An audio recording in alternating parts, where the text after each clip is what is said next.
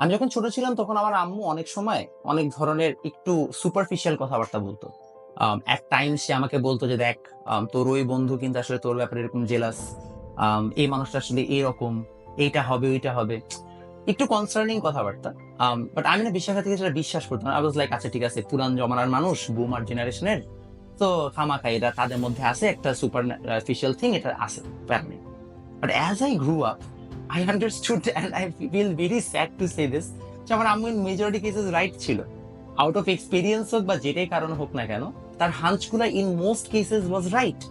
এবং আমি একটা জিনিস পরে বুঝতে পারছি বা রিয়ালাইজ করতে পারছি যে আমাদের আব্বু আম্মুরা, হ্যাঁ আই নো, লাইক আমি নিজেও তাদের সব কথার সাথে এগ্রি করি না, বাট সামহাও তাদের না লাইফের ব্যাপারে বা মানুষের ব্যাপারে তাদের যে হাঞ্চ গুলো হয় সেগুলো আমার সত্য হয়।